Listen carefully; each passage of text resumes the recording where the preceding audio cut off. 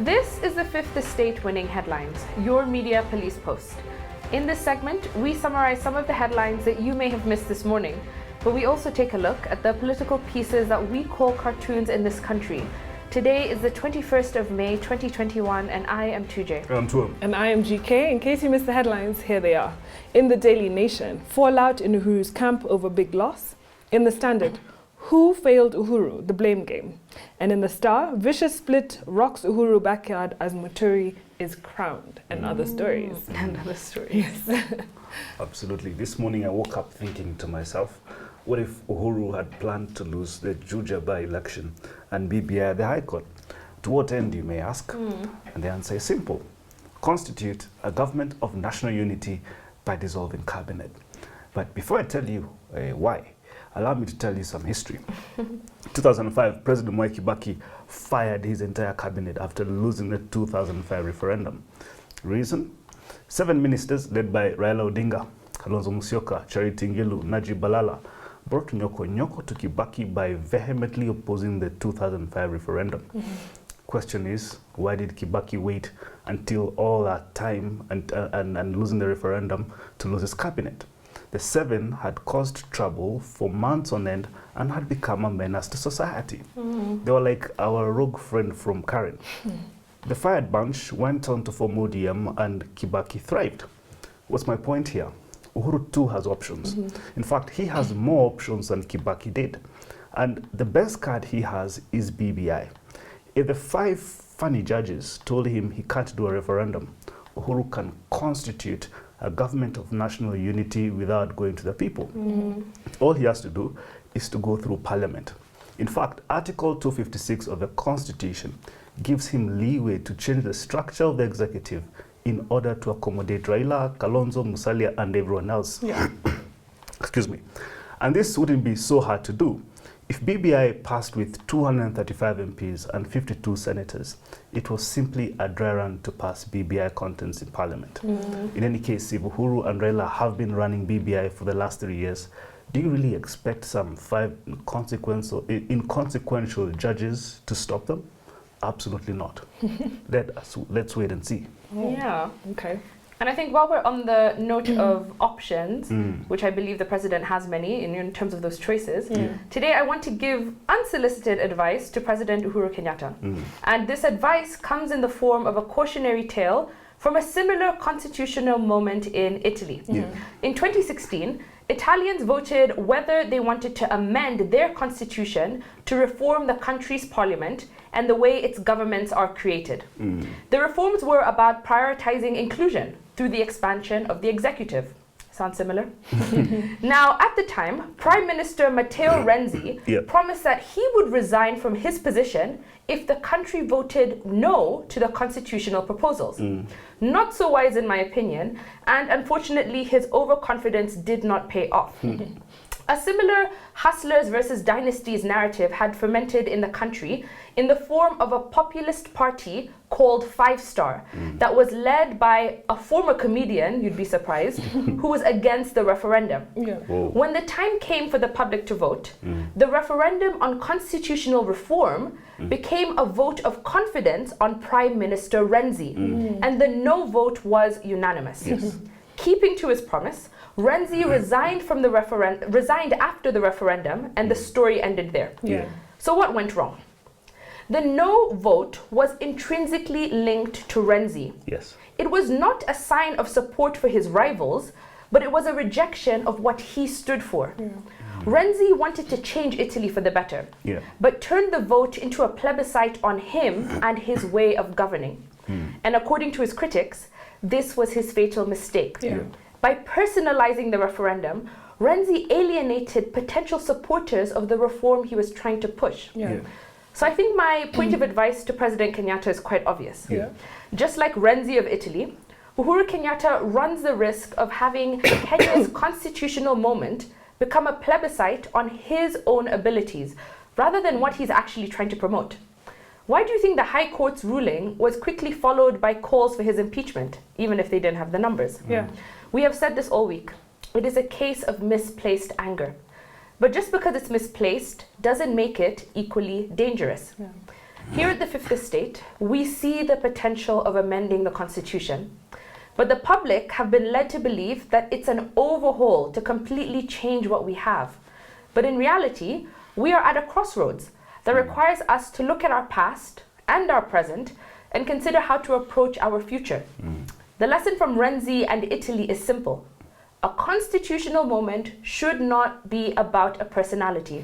It should be about the promise of transformation. Yeah. And I really truly believe that. Otherwise, we lose a good thing. Exactly. We lose a good thing because of a person. Exactly. So historically in Kenya's politics, every time there's been a monumental change in the country, it has been because two great communities such as the Luo and the Gama Nation have come together. Yeah. There's always been a relationship of mutual assistance between the Agikoyo and the Luo. Correct. Yeah. For instance, at Kenya's independence, Jaramogi Odinga said there'll be no independence without Kenyatta. Yes. In 2002, we saw this dynamic with Raila and Kibaki Tosha. Then again in 2010 with the formation of a coalition government. And most recently with the 2018 handshake between Uhuru Kenyatta and Raila. So for those pointing to the death of the handshake between Raila and Uhuru, I came across a little story. If you collect 100 black ants and 100 fire red ants and put them in a glass jar, nothing will happen. But if you take the jar, shake it violently and leave it on the table, the ants will start killing themselves. Yes. The red ants believe that the black ants are the enemy, while the black believe that the red ants are the enemy. When the real enemy is the person who shook the jar. Fantastic. And the same is true in society. Yes. Men versus women, black versus white, faith versus science, young versus old, poor versus rich. And so before we fight each other, we must ask ourselves, who shook the jar? Love it. Who in Kenya is intent on shaking the national jar? Yeah. This person or group of people are not good for the country. And making amendments to the constitution, in my opinion, was a first step in making sure that the national jar is not that easily stirred up. That the positive aspects of tribe and politics are institutionalized. Yeah. Lastly, a parting thought, even as we have freedom of expression, we must remember that we do not have freedom from obligations. We bear a huge responsibility to our future generations. So let us not drop the ball on our watch due to petty politics. Fantastic. So on that note, we had some headlines. We had a 3-part criteria that we used to break them down. We asked ourselves, is it topical or speculative? Is it repetitive or groundbreaking? Is it thoughtful or just plain lazy? Are we giving it to a fallout, No. the blame game, No. or the vicious split? I think we toss them all. I think All of my them. issue with all the headlines this week, there's been no analysis, no difference of thought. Or Everybody's creativity just around tunneling. them. Yeah. On that note, second day in a row, we're tossing headlines. Right. Fantastic. And now, our final thought. It is inspired by a book entitled The Fourth Industrial Revolution by Klaus Schwab. Nice. Before we get there, this week we've been looking at Industrialization Week. On Tuesday, we looked at the first industrial revolution that started at the end of the 18th century and lasted until the beginning of the 19th century. It has been said that this revolution was the most profound revolution in human history because of its sweeping impact on people's daily lives. Everything changed during the Industrial Revolution. People found an extra source of energy with an incredible capacity for work. That source was fossil fuels, coal, oil, and natural gas, though coal led the way. This acceleration in the processes of technical innovation brought an array of new tools and machines. It also involved more practical improvements in various fields affecting labor, production, and resource use. On Wednesday, we moved on to the second industrial revolution. The location of this revolution was America, and it was sparked by a number of varying factors, such as natural resources from the newly acquired territories following the American Civil War, or the growing supply of labor emigrating from Europe. The second revolution was the age of science, public transportation, and mass production. Steel replaced iron in the building business, and because it was cheap and strong, it facilitated the construction of ships, skyscrapers, and larger bridges. And on Thursday, we looked at the book, The Third Industrial Revolution, How Lateral Power is Transforming Energy, the Economy, and the World by Jeremy Rifkin. And we looked at how this revolution brought forth the rise of electronics, telecommunications, and of course computers. Through the new technologies, the Third Industrial Revolution opened the doors to space expeditions, research, and biotechnology, amongst other things. And today we look at the fourth industrial revolution, which I think we're currently living in. It Yes. hasn't completed yet. Oh, absolutely. And this fourth revolution is driven by the unprecedented level of developments in material sciences, digital technology, and biology. So to name only a few, we have 3D printing, robotics, artificial intelligence, the Internet of Things, and research in neuroscience. And these things are revolutionizing not only industrial processes, but also ourselves as human beings, as a society. So in this book, Schwab, who draws from the work of the World Economic Forum, which he actually founded, and he argues that we need to create new narratives to guide us through the fourth industrial revolution. So the book has 3 broad sections: the historical context behind the fourth industrial revolution, the drivers of it, and the impact it will have. So I think that it's very important to ask the question, what makes the fourth industrial revolution different from all the others, the 3 others? And simply put, the fourth industrial revolution is not only about smart and connected machines and systems. It's actually about the fusion that technologies and their interactions across physical, digital, and biological domains that will make the fourth revolution fundamentally different from the ones before. But just like the ones before, it will profoundly transform institutions, industries, and individuals. And more importantly, this revolution will be guided by the choices that we make today. So the world in 50 to 100 years will, have a lot to think about, depending on how we invest in, deploy, and, work towards making these new technologies more efficient. So as I was reading about this, I took 3D printing as an example. So it is the production of using an object to print a digital blueprint. So the latest 3D printers can fit on your desk, and they can cost less than 100,000 shillings. So long as you can find the right designs and materials, you can make previously off-limit objects in your own home. And this is completely game-changing. So for example, when the first 3D printed gun was fired in 2013, the blueprints were posted for it online and were there for anyone to access. But they were immediately taken down by order of the US government, but not before they had been downloaded nearly 100,000 times globally. And in fact, they were actually the cause of, I think, 3 murders. But on the other side of the world, you have Nepal, which is experiencing a degree of industrialization.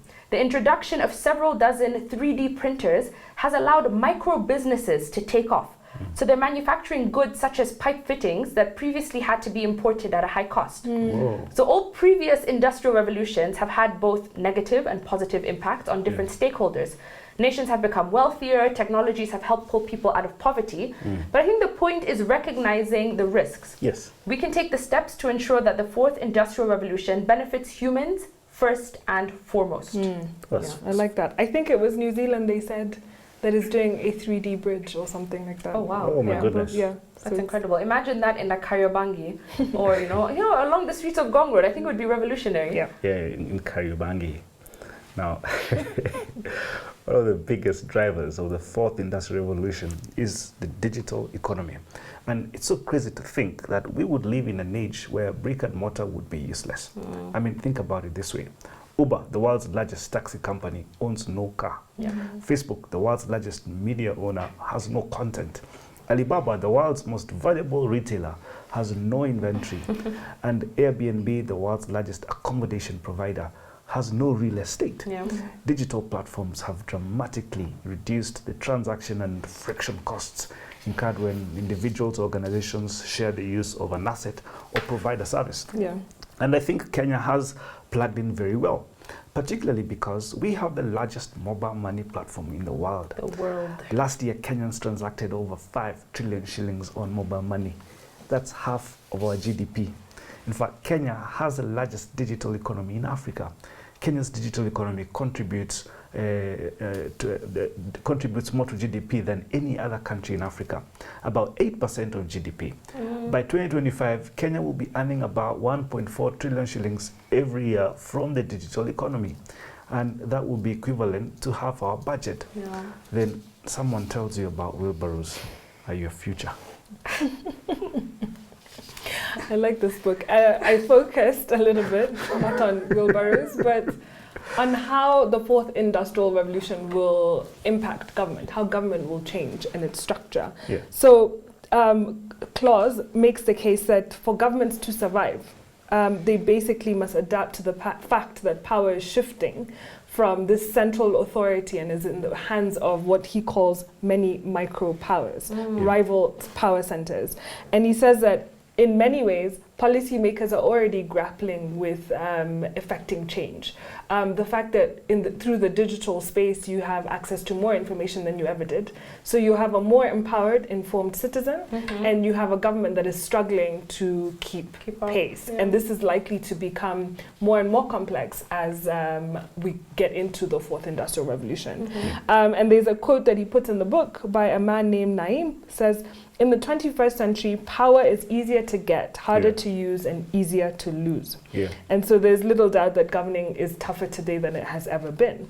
The other thing that I thought was interesting was this idea of WikiLeaks. And I think that was a perfect example of how a tiny non-state entity had so much impact on this, on our states, right? So a lot of information was put out there into the internet, and it illustrated the asymmetry of this new power paradigm that's at play. And the erosion of trust that's coming with it. A lot of people distrusted or had this mistrust for their government after seeing just what was, going on there. Same behind the scenes. Yeah, same with Panama Papers, isn't it? So the idea here is that technology will increasingly enable citizens by providing a way for them to coordinate and voice their opinions. That's why you find Twitter wars are such a big thing sometimes and all that stuff. But on the flip side is that with better technology, governments can also start to surveil us more. And I think we've been seeing that in Hong Kong with the protests, how they're able to target you and find you just by using technology. So it can be a flip. It will empower the citizens, but it can also empower and get you can get a very strong government or public authority.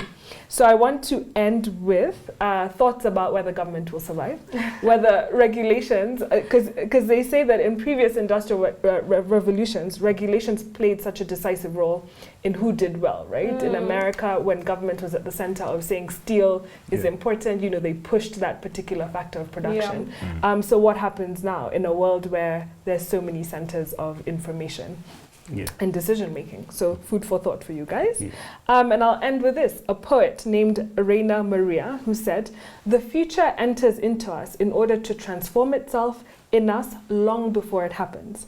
We must not forget that the era we currently live in, Anthropocene, the human age, marks the first time in history that that human activities are the primary force shaping all life-sustaining systems on Earth." So it's really up to us where we go from here. So we hope that we will be kind. We'll have some good values as we go forward. Guys, what were cavemen doing? I mean, if we talk about cavemen were thousands of years ago, how long it took them so long to make like an iPhone or a wheel? But anyway, or a machete. But that's where someone wants to take us back to caveman days. You would know, wouldn't you? To make a wheel and rocks and with shopping tools. It's the weekend. Leave the man with the wheelbarrows to rest. On a day where we had no winning headlines. But I do want you to subscribe to our YouTube channel. Find us on TV. We're on GoTV, Pan VTF, and Starting.